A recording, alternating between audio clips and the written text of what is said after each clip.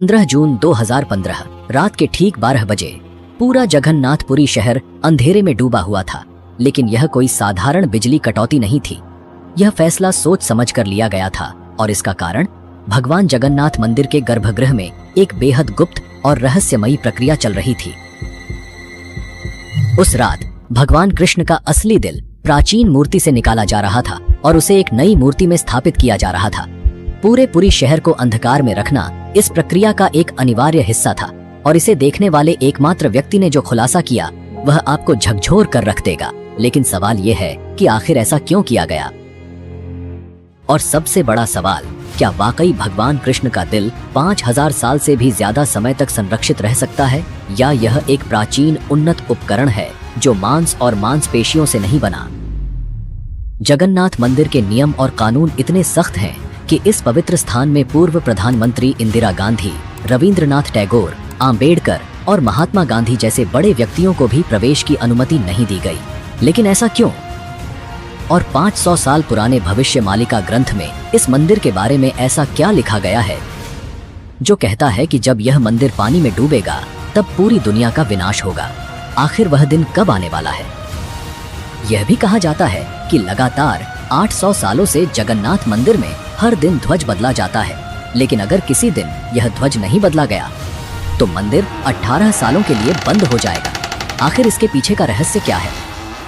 और एक और बात, मंदिर के मुख्य द्वार से प्रवेश करते समय 22 सीढ़ियां पार करनी होती हैं, लेकिन इसमें से तीसरी सीढ़ी पर पैर रखना सख्त मना है। ऐसा क्यों? इन सभी प्रश्नों के उत्तर और जगन्नाथ मंदिर का पूरा इतिहास, साथ ही इससे जुड़े 15 ऐसे रहस्य जो विज्ञान और आस्था दोनों के नजरिए से आपको चौंका देंगे। तो आइए शुरू करते हैं इस अद्भुत और रहस्यमयी डॉक्यूमेंट्री को, जो आपको जगन्नाथ मंदिर की परंपराओं, अद्वितीय वास्तुकला और अनसुलझे रहस्यों की गहराइयों में ले जाएगी। अपने YouTube पर जगन्नाथ मंदिर के रहस्यों के बारे में बार बार एक ही बातें सुनी होंगी, जैसे ध्वज का हवा की विपरीत दिशा में लहराना, समुद्र की ध्वनि का न सुनाई देना, मंदिर के गुंबद की छाया का न दिखना और यहाँ तक कि मंदिर के ऊपर से पक्षियों का न बैठना। लेकिन आज हम इन सब से अलग बात करने वाले हैं। आज हम बात करेंगे भगवान कृष्ण के हृदय से जुड़े उस रहस्य की जो सदियों से छुपा हुआ है। हम बात करेंगे भविष्यमालिका की उस भविष्यवाणी की जो पूरी दुनिया को हिला सकती है। और इसके साथ साथ हम इतिहास, रहस्य और विज्ञान के दृष्टिकोण से मंदिर की अद्भुत कहानियों की पड़ताल करेंगे। जगन्नाथ मंदिर भारत के ओडिशा राज्य के पुरी शहर में स्थित है और इसे दुनिया के सबसे रहस्यमय मंदिरों में से एक माना जाता है। जगन्नाथ का अर्थ है जगत के स्वामी। बद्रीनाथ, द्वारिका और रामेश्वरम के साथ पुरी का जगन्नाथ मंदिर हिंदू धर्म के 4 पवित्र धामों में से एक है। इस मंदिर का उल्लेख प्राचीन ग्रंथों जैसे ब्रह्म पुराण, नारद पुराण और स्कंद पुराण के उत्कल खंड में मिलता है। ऐसा माना जाता है कि यह मंदिर सतयुग की शुरुआत से ही अस्तित्व में है और इसकी दिव्यता आज भी भक्तों को अपनी ओर आकर्षित करती है। जगन्नाथ मंदिर का सबसे बड़ा और सबसे अनसुलझा रहस्य है ब्रह्म पदार्थ, जिसे भगवान श्री कृष्ण का हृदय भी माना जाता है। यह ऐसा रहस्य है जो सदियों से भक्तों और वैज्ञानिकों दोनों को हैरान करता आ रहा है। आइए जानते हैं इस दिव्य रहस्य की पूरी कहानी, जहां आस्था और विज्ञान एक दूसरे से टकराते हैं। हर 12 साल में जगन्नाथ मंदिर में एक विशेष और रहस्यमयी परंपरा निभाई जाती है। इस प्राचीन परंपरा के तहत भगवान जगन्नाथ, बलभद्र और सुभद्रा की लकड़ी से बनी पुरानी प्रतिमाओं की जगह नई प्रतिमाओं को स्थापित किया जाता है। लेकिन इन पुरानी प्रतिमाओं में मौजूद एक दिव्य तत्व को संभालकर नई प्रतिमा में स्थानांतरित किया जाता है। इसे ब्रह्म पदार्थ कहा जाता है। यह रिचुअल इतना पवित्र और गुप्त होता है कि इसे निभाने के लिए कई कड़े प्रबंध किए जाते हैं। इस रात पूरी शहर की बिजली पूरी तरह काट दी जाती है। हर जगह अंधेरा कर दिया जाता है। मंदिर की सुरक्षा CRPF के कमांड में रहती है और किसी भी व्यक्ति का मंदिर के अंदर आना जाना सख्त मना होता है। इस प्रक्रिया को केवल मंदिर के मुख्य पुजारी ही संपन्न करते हैं, लेकिन उन्हें भी ब्रह्म पदार्थ का रहस्य जानने की अनुमति नहीं होती। इसलिए उनकी आंखों पर पट्टी बांधी जाती है और हाथों में मोटे दस्ताने पहनाए जाते हैं। यह सब इसलिए ताकि वे ना देख सकें और ना ही महसूस कर सकें कि ब्रह्म पदार्थ वास्तव में क्या है। कुछ पुजारियों ने अपने अनुभव साझा करते हुए बताया है कि जब मैंने इस ब्रह्म पदार्थ को छुआ तो मुझे एक अनोखी और शक्तिशाली ऊर्जा का अनुभव हुआ। ऐसा लगा जैसे मेरे हाथ में कोई जिंदा चीज थी जो किसी खरगोश की तरह उछल रही थी। लोगों का मानना है कि यह ब्रह्म पदार्थ और कुछ नहीं बल्कि भगवान श्री कृष्ण का धड़कता हुआ दिल है, जो आज भी 5000 सालों के बाद जीवित है। सबके मन में यह सवाल जरूर उठता होगा, आखिर भगवान श्री कृष्ण का हृदय यहाँ कैसे आया और क्या यह सचमुच संभव हो सकता है? इस अद्भुत रहस्य को समझने के लिए हमें समय के पहियों को घुमाना होगा और जाना होगा 3102 ईसा पूर्व में, यानी करीब 5000 साल पहले। एक ऐसा समय जब भगवान श्री कृष्ण ने अपनी लीला समाप्त कर इस पृथ्वी से विदा ली। महाभारत युद्ध के बाद कुरुक्षेत्र की धरती पर फैले लाखों शव और कौरवों के विनाश ने हर व्यक्ति को झकझोर दिया। इसी विनाश के लिए गांधारी ने भगवान श्री कृष्ण को दोषी ठहराया। अपने 100 पुत्रों की मृत्यु के शोक में डूबी गांधारी ने कहा, हे कृष्ण, जैसे मेरे पुत्रों का वंश समाप्त हो गया, वैसे ही तुम्हारा यादव वंश भी आपसी लड़ाई में नष्ट हो जाएगा और 36 वर्षों के भीतर तुम्हारी द्वारका समुद्र में समा जाएगी। 36 वर्षों बाद गांधारी का यह श्राप सत्य साबित हुआ। यादव वंश में आपसी झगड़े और क्रोध में लिपटे एक दिन नशे में चूर यादवों ने एक दूसरे को मारना शुरू कर दिया। इस घटना के बाद द्वारका समुद्र में डूब गई। यह विनाश स्पष्ट संकेत था कि भगवान श्री कृष्ण का पृथ्वी पर समय समाप्त हो चुका है। भगवान श्री कृष्ण जंगल की ओर चले गए। वह एक पीपल के पेड़ के नीचे ध्यानमग्न हो गए। तभी जरा नामक एक शिकारी ने उन्हें हिरण समझकर तीर चला दिया। तीर उनके पैर में लगते ही जरा को अपनी गलती का एहसास हुआ। वह माफी मांगने भगवान के पास पहुंचा। श्री कृष्ण ने मुस्कुराते हुए कहा, डरो मत, यह सब मेरी लीला का हिस्सा है। त्रेता युग में तुम राजा बाली थे। मैंने राम अवतार में तुम्हें छल से मारा था और अब उसी कर्म का परिणाम है कि आज तुम मेरे लिए मृत्यु का माध्यम बने हो। इसके बाद श्री कृष्ण ने योग निद्रा में लीन होकर इस भौतिक संसार को त्याग दिया। जब अर्जुन को इस दुखद समाचार का पता चला तो वह तुरंत पहुंचे और भगवान का अंतिम संस्कार किया। लेकिन चमत्कार हुआ, भगवान का पूरा शरीर पंचतत्व में विलीन हो गया, सिवाय उनके हृदय के। यह हृदय धड़कता हुआ और ऊर्जा से भरपूर जलने से बच गया। यह दिव्य हृदय, जिसे बाद में ब्रह्म पदार्थ कहा गया। अर्जुन ने भगवान कृष्ण के दिव्य हृदय को एक लकड़ी के मंच पर रखा और उसे पवित्र नदी में प्रवाहित कर दिया। यह दिव्य हृदय नदी में बहता हुआ लंबे समय बाद ओडिशा के महानदी तट पर पहुंचा। उस स्थान पर एक सब्र जनजातीय समुदाय रहता था। इस जनजाति के मुखिया थे विश्ववासु। जब उन्होंने इस दिव्य हृदय को लकड़ी के मंच पर तैरते हुए देखा तो वह चकित रह गए। इस हृदय से एक दिव्य चमक निकल रही थी। विश्ववासु ने तुरंत इसकी दिव्यता को पहचाना और इसे नील माधव के रूप में पूजना शुरू कर दिया। उसी समय मालवा राज्य के राजा इंद्रद्युम्न, जो भगवान विष्णु के परम भक्त थे, ने भगवान नील माधव के दर्शन करने की प्रबल इच्छा व्यक्त की। उनकी यह खोज आगे चलकर भगवान जगन्नाथ मंदिर के निर्माण की आधारशिला बनी। मालवा के राजा इंद्रद्युम्न भगवान विष्णु के परम भक्त थे। एक रात भगवान विष्णु ने सपने में दर्शन देकर आदेश दिया कि वह उनकी दिव्य मूर्ति नील माधव को ढूंढे और उनके लिए एक भव्य मंदिर का निर्माण करें।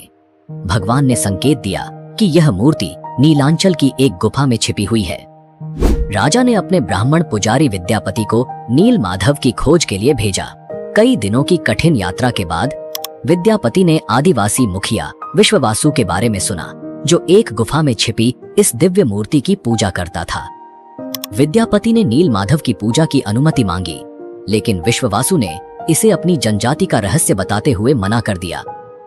विद्यापति ने तब चालाकी से उनकी बेटी ललिता से विवाह कर लिया और इस प्रकार विश्ववासु का विश्वास अर्जित किया। ललिता के माध्यम से विद्यापति ने विश्ववासु को मनाया और उसे गुफा तक ले जाने के लिए राजी कर लिया। यात्रा के दौरान विद्यापति ने चुपचाप रास्ते में सरसों के बीज गिरा दिए ताकि वह वापसी पर रास्ता पहचान सके। जब विद्यापति ने पहली बार नील माधव की मूर्ति देखी तो वह उसकी दिव्यता से मंत्रमुग्ध हो गए। तुरंत उन्होंने राजा इंद्रद्युम्न को इस अद्वितीय मूर्ति के बारे में सूचित किया, लेकिन जब राजा गुफा पहुंचे तो मूर्ति वहां से गायब थी। विश्ववासु ने मूर्ति को छिपा दिया था, यह सोचकर कि राजा इसे अपने साथ ले जाएंगे। इस घटना से राजा इंद्रद्युम्न बेहद दुखी हुए। तभी भगवान विष्णु ने फिर से उन्हें सपने में दर्शन दिए और निर्देश दिया कि पुरी के समुद्र तट पर जाएं। भगवान ने कहा, एक विशाल नीम का पेड़ बहकर आएगा उसी पेड़ से मेरी नई मूर्ति बनाओ। राजा ने आदेश का पालन किया और समुद्र तट पर अपने सेवकों को भेजा। वहां उन्हें वह विशाल नीम का पेड़ मिला जिस पर भगवान विष्णु के प्रतीक शंख, चक्र, गदा और कमल उकेरे हुए थे। लेकिन इस पेड़ को उठाना आसान नहीं था। कई प्रयासों के बावजूद पेड़ अपनी जगह से नहीं हिला। अंततः आदिवासी मुखिया विश्ववासु की सहायता से यह पेड़ पुरी तक लाया गया। लेकिन कोई भी कुशल कारीगर उस लकड़ी से नील माधव की मूर्ति नहीं बना सका। कारीगरों ने राजा से कहा, हे महाराज, यह लकड़ी इतनी मजबूत है कि हमारे हथौड़े और छेनी का इस पर कोई असर नहीं होता। कृपया हमें माफ करें, हम यह कार्य करने में असमर्थ हैं। इस स्थिति से निराश राजा इंद्रद्युम्न ने भगवान विष्णु की प्रार्थना की। भगवान विष्णु राजा के सपने में प्रकट हुए और कहा, हे राजा, देवताओं के दिव्य वास्तुकार विश्वकर्मा की पूजा करो, वह यह कार्य पूर्ण करेंगे। राजा ने भगवान की सलाह मानी और विश्वकर्मा की प्रार्थना की। कुछ दिनों बाद विश्वकर्मा एक बूढ़े आदमी के रूप में प्रकट हुए और राजा से बोले, हे महाराज, मैंने सुना है कि आप एक मूर्ति बनाना चाहते हैं। राजा ने पूछा, क्या आप यह कर सकते हैं? विश्वकर्मा ने उत्तर दिया, हाँ, लेकिन मेरी कुछ शर्तें हैं। विश्वकर्मा ने कहा, मैं भगवान विष्णु की मूर्तियां एक बंद कमरे में 21 दिनों में बनाऊंगा। इस दौरान मुझे कोई परेशान नहीं करेगा। अगर किसी ने दरवाजा खोला तो मैं मूर्तियों को अधूरा छोड़ दूंगा। राजा ने इन शर्तों को मान लिया और विश्वकर्मा ने काम शुरू कर दिया। शोर मचाते हुए दरवाजा बंद हुआ। आरा, छेनी और हथौड़े की आवाजें सुनाई दी। लेकिन जब 15 दिन बाद भी कोई आवाज नहीं आई तो रानी गुंडिचा चिंतित हो गईं। उन्होंने राजा से कहा, महाराज, शायद वह बढ़ई भूख से मर गया है, हमें दरवाजा खोलना चाहिए। राजा ने मना किया, लेकिन रानी ने जोर दिया और दरवाजा खोलने का आदेश दिया। जैसे ही दरवाजा खुला, सभी हैरान रह गए। विश्वकर्मा गायब हो चुके थे और पीछे केवल 3 अधूरी मूर्तियां थीं। राजा को बहुत दुख हुआ कि शर्त तोड़ने की वजह से मूर्तियां अधूरी रह गईं। भगवान जगन्नाथ के हाथ और पैर अधूरे हैं, बलराम और देवी सुभद्रा की मूर्तियां भी अधूरी हैं। जब राजा इंद्रद्युम्न उन मूर्तियों के पास गए तो उन्हें एक दिल की धड़कन महसूस हुई। एक दिव्य आवाज आई जिसने राजा को बताया कि श्री कृष्ण का दिल इन मूर्तियों में है। राजा ने इन मूर्तियों को स्थापित किया। आज यही अधूरी मूर्तियां भगवान जगन्नाथ, बलराम और देवी सुभद्रा के रूप में जगन्नाथपुरी में पूजी जाती हैं। भगवान जगन्नाथ को दुनिया का एकमात्र जीवित देवता माना जाता है जो अपने भक्तों की इच्छाओं को सुनते और पूरा करते हैं। अब हम बात करते हैं उस ब्रह्म पदार्थ की जो 5000 साल से रहस्यमय तरीके से सुरक्षित है। यह पदार्थ क्या है, यह कैसे अब तक जीवित है, और सबसे महत्वपूर्ण, विज्ञान इस ब्रह्म पदार्थ के बारे में क्या थ्योरी देता है। ब्रह्म पदार्थ, जिसे नील माधव या श्री कृष्ण का दिल कहा जाता है, असल में एक आर्क रिएक्टर है। यह एक ऐसा डिवाइस है जो भयंकर स्तर की ऊर्जा उत्पन्न करने की क्षमता रखता है। 50 साल पहले एक व्यक्ति ने दावा किया था कि उसने इस दिल को देखा था। उसने कहा कि यह दिल चांदी जैसा तरल बहा रहा था और यही तरल लकड़ी को कमजोर कर देता है। यही कारण है कि हर 12 साल में मूर्तियों को बदलना पड़ता है। उस व्यक्ति ने यह भी दावा किया कि दिल को जब प्रकाश में लाया गया तो यह चक्र की तरह घूमने लगा और जोर से वाइब्रेट करने लगा। उसने कहा कि यह दिल अष्टधातु से बना है। इसके अलावा जब इस ब्रह्म पदार्थ को मूर्ति से बाहर निकाला जाता है तो यह सक्रिय न हो जाए, इसे रोकने के लिए पूरे शहर की बिजली बंद कर दी जाती है। यह प्रक्रिया आज भी वैज्ञानिकों और श्रद्धालुओं के लिए रहस्यमयी बनी हुई है। यह था ब्रह्म पदार्थ यानी भगवान कृष्ण के हृदय का रहस्य, जिसे आज तक विज्ञान भी पूरी तरह से सुलझा नहीं पाया है।